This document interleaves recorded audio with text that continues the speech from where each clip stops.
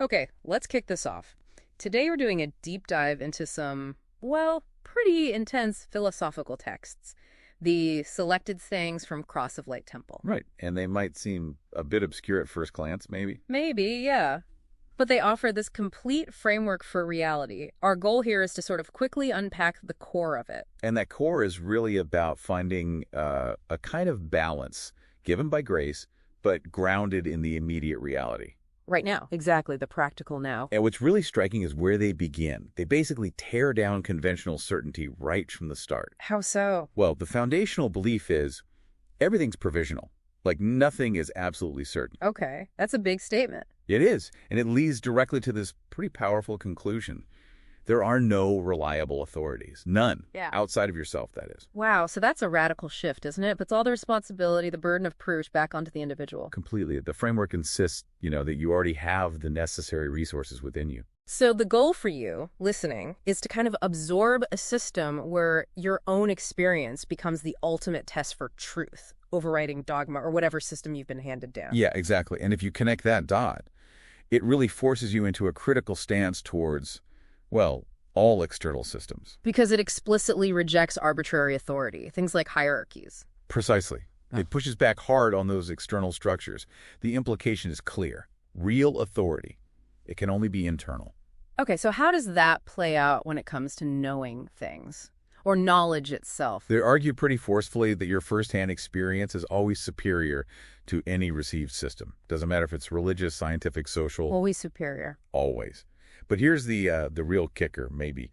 They say you can actually invalidate any supposedly valid system. How? Simply by refusing its basic premises, just saying no. So all systems are just arbitrary constructs that only get power because we agree to them. That's the idea. It's a powerful declaration of individual sovereignty, really. Yeah. And how does that shape their idea of the self, the individual? It leads to this specific definition. The texts say something like, what people tell me I am is a fiction. A fiction? Yeah, and I am beyond any definition given by the other, or by myself.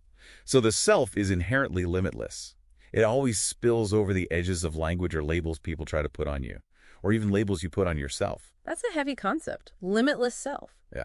So if the self is like that, how does this view change how they see universal things like time and space?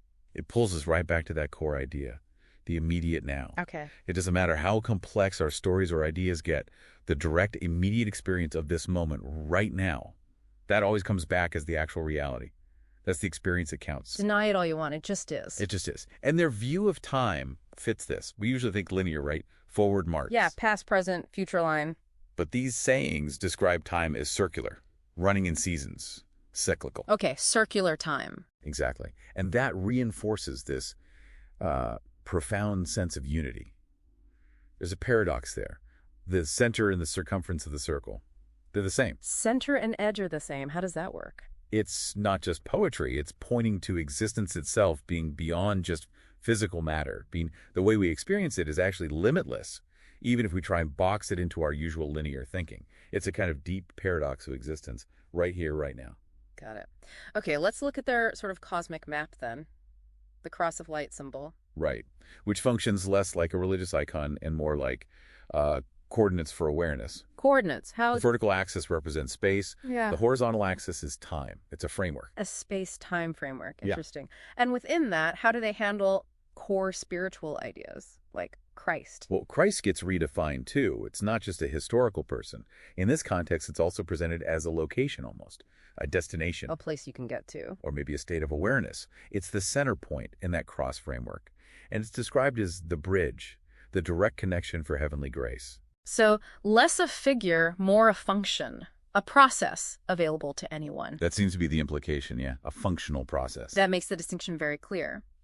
So then the idea of the temple, that must follow the same non-material logic.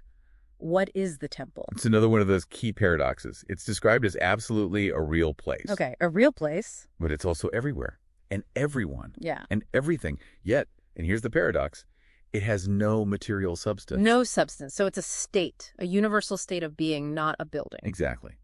And embodying the temple, becoming that temple, means receiving, storing, and then radiating light. your own self becomes the conduit. Right. That really ties it all together. The whole message seems to be that real knowledge, real progress, it's all internal. It's not about gathering external stuff. Mm-hmm. The movement they describe is always from the subjective, the limited view, Outward. towards the objective, towards the limitless reality, from the inside out. So ultimately, the biggest takeaway might be the one that's maybe hardest to fully accept. What? That the kingdom of heaven is within you. And more than that, the sources actually state we're already living in heaven now. Yeah. The wisdom seems simple when you say it, but may be incredibly hard to truly believe and live by. So this whole deep dive has really been about offering a shortcut, maybe, to grasping this radically internalized worldview. A framework where sovereignty and certainty are purely internal. Right. So if that's true, and if we are somehow already living in heaven, it leaves you with a pretty potent question to think about. Go on. What simple, immediate threshold are you standing right in front of right now that only needs your conscious, yes, your assent, to actually cross over?